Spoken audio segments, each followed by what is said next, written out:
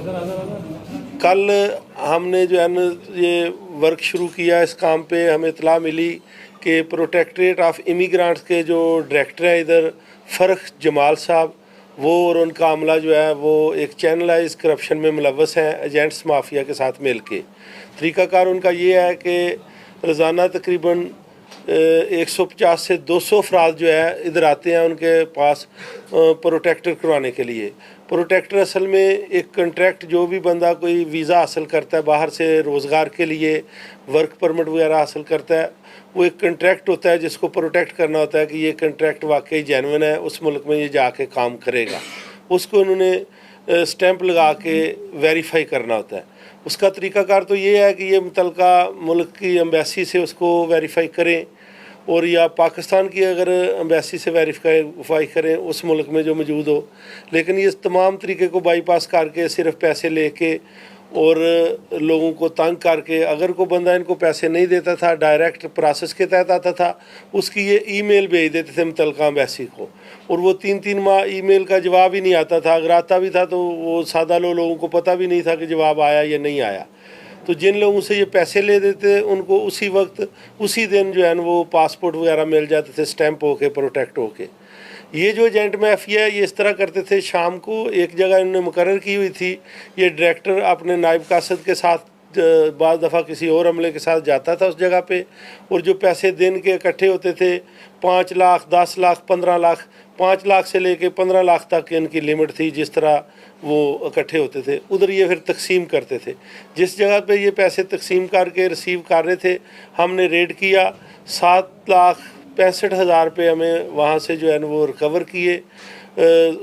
हमने इसको पकड़ा, जो फ़र्ख जमाल डायरेक्टर है प्रोटेक्टरेट ऑफ इमिग्रेंट्स का। उसके बाद इसका नायब कासद था खिज़र, उसके साथ इसका ड्राइवर था हकीम, और एक जो एजेंट था अज़ीज़ नाम का, उसको पकड़ा। मज़ीद हमने इनको ले आए, इनका मुकदमा दर्ज किया, कानून के मुताबिक कार्रवाई की।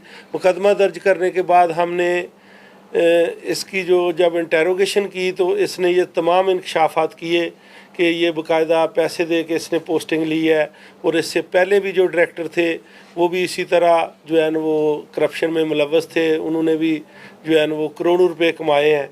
उसकी बहरहाल हम अलहदा से तहकीक कर रहे हैं। बहरहाल इसने ये बताया कि आगे ये मिनिस्ट्री तक किस तरह लोगों के साथ अटैच है।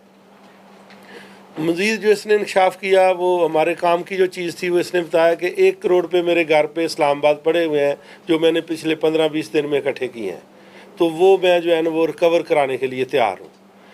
उसकी रिकवरी के लिए बाकायदा हमने जो है ना वो टीम तश्कील दी। उसके बाद कानून के मुताबिक वहाँ पे FIA इस्लामाबाद जोन जाके आमद रवानगी करके वहाँ की टीम लेके साथ लेडी कांस्टेबल्स लेके इसके घर में सर्च एंड सीज़ किया, और 1 करोड़ रुपये ये जो आपके सामने पड़े हैं ये उधर से बरामद हो गए, जिसका ये कोई कानूनी जवाब पेश नहीं कर सका। इसकी सैलरी स्लिप हमने निकाली, इसकी सैलरी तकरीबन 2.25 लाख रुपये है।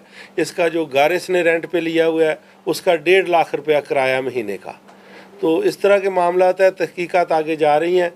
हमने ये काम अपने अफसरान बाला के कहने पे कानून के मुताबिक कर दिया है, और ये एक इस चीज़ की गारंटी है ये तमाम फेडरल लोगों के लिए और हमारे लिए भी। हमें सबसे पहले कहा गया है कि अगर FIA का कोई बंदा किसी इस तरह के इलीगल काम में या करप्शन में मुलव्वस होगा उसको निशाने इबरत बना दिया जाएगा।